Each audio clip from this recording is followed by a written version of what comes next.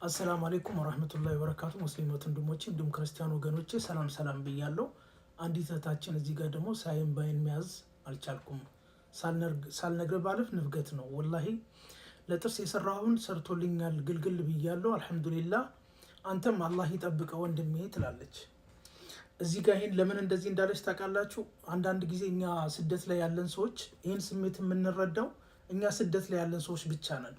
ምክንያቱም አንዳንድ ጊዜ ትታመሙና ማለት ነው አሰሪዎቻችሁን ስትጠይቁ በፈለጋችሁት ሰዓት ውሰዱኝ ብትሏቸው እሺ ላይሉ ይችላሉ። አንዳንዴ ታማችሁ እንኳን እረፍት እንኳን አስፈልጓችሁ ልተኛ እንኳን ብትሉ አይ ለስራ ነው የመጣሽው ስራሽን ስሪ ነው የምትባዩ። እና በጣም ነው የሚያሳዝነው እንዲህ አይነት ነገር። እኔ ገና እንደመጣው እዚህ ሀገር አስታውሳለሁ የአሰሬ ሚስት ማለት ነው ገና እንደመጣው በወሩ ነው በጣም ታምሜ ነበረ። ጭራሽ በቃ ራሴን መቆጣጠር ሁላ አልቻልኩም። እና መኪና ውስጥ ሆኜ ወርጄ ምናምን ሲያስመልሰኝ ሁላ እያየች ነው አሰሬ ማለት ነው። ከዚያ ልክ ወደ ቤት እንደተመለስን ማለት ነው መታከም እፈልጋለሁ ምናምን አልኩኝ። ሄጄ ታከምኩኝ ማለት ነው። ከዚያ ስመለስ በጣም አሞኛል፣ ራሴን መቆጣጠር አልችልም። ከዛ የላ መኪናውን አስነሳ መሽዋር ስራ ሄዳለሁ ምናምን ነገር አለች ማለት ነው። ስትለኝ እንዴ እያመመኝ ነው እኮ እንዴት አድርጌ ነው የሚሄደው ምናምን ነገር አልኳት። እንዴ ልትሰራ ነው የመጣው ወይስ አሞኛል ብለህ ልትተኛ ነው የመጣው ምናምን ነገር ብላ ስትለኝ ወላሂ የተሰማኝ ስሜት እስከ ዛሬ ድረስ እሷ ረስተዋለች አሁን ማለት ነው።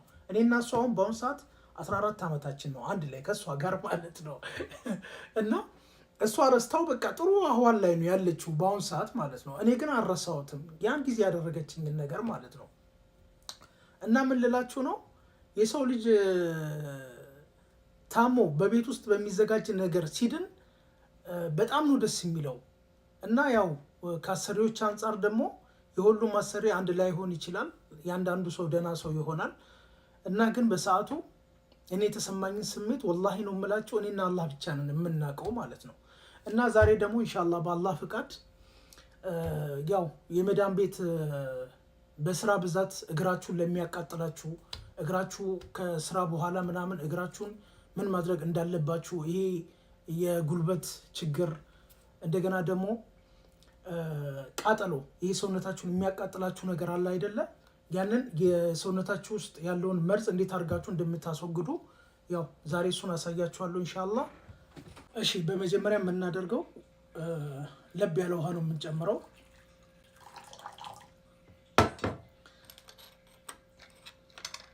ከዚያ አንድ ማንኪያ ጨው፣ ከዚያ ባኪንግ ሶዳ ነው የምንጨምረው። ከዛ 7 ሀባ ቁርንፉድ፣ ከዚያ ታማስሉታላችሁ።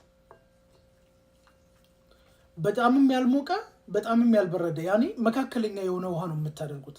ከዚያ በኋላ እንደዚህ ካደረጋችሁ በኋላ ምን እንደምታደርጉት ታውቃላችሁ? ይሄ የእግራችሁ ተረከዝ አለ አይደለ? ሁለቱንም እግራችሁ ውሃ ውስጥ ታስገቡትና 10 ደቂቃ ጠብቃላችሁ። ከዚያ በኋላ የእግራችሁ ስራ አለ አይደለ? ታኩታላችሁ። በተለይ ደግሞ እድሜያችሁ የሄደ ሰዎች ቢያንስ እድሜያችሁ ከ40 በላይ የሆናችሁ ሰዎች ማለት ነው ሁሌ መንገድ ሄዳችሁ ስትመለሱ የሆነ ስሜት የሚሰማችሁ ከሆነ እግራችሁ አካባቢ ይህንን ተጠቀሙ ሁሌ ማለት ነው። ከዚያ እንደዚህ ትፈቀፍቁታላችሁ እግራችሁን እዚህ ውስጥ አስገብታችሁ። ምክንያቱም ባክቴሪያዎቹን የሚያወጣላችሁ አንደኛ ባኪንግ ሶዳው አለ፣ ከዚያ ቁርንፉዱ አለ ማለት ነው። እግራችሁን ይህን ነገር ካደረጋችሁ በደንብ አድርጋችሁ አሽታችሁ እንትን ካላችሁ በኋላ ታወጡታላችሁ አድርቃችሁ። ከዚያ በኋላ ምንድነው የምታደርጉት? የወይራ ዘይት ጥንጥዬ ለብ ታደርጋላችሁ ከነጭ ሽንኩርት ጋር ማለት ነው።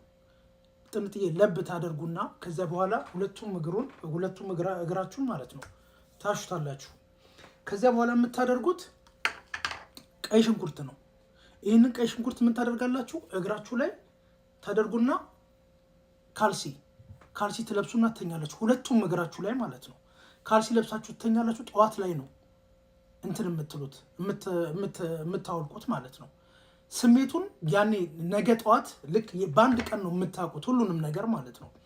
ከዛ ይህንን ነገር በተከታታይ ቢያንስ ማለት ነው ሁሌ በጣም የቆየ የእግር ማቃጠል እንደዚሁም የእግር ህመም ያለባችሁ ሰዎች ይህንን ነገር ተጠቀሙና ቢያንስ እስከ 15 ቀን ድረስ ተጠቅማችሁ ከዚያ በኋላ ለውጡን ኢንሻአላህ ትነግሩኛላችሁ። እንግዲህ የታመማችሁ ሰዎች አላህ አፊያ ያደርጋችሁ ላለው ከዛ በተው አካውንቴ ላይ ፎሎ አድርጉኝ። ከዛ ዩቲዩቤን ደግሞ እየገባችሁ ሰብስክራይብ አድርጉ። በተረፈ ሰላም አለይኩም ወራህመቱላሂ ወበረካቱ።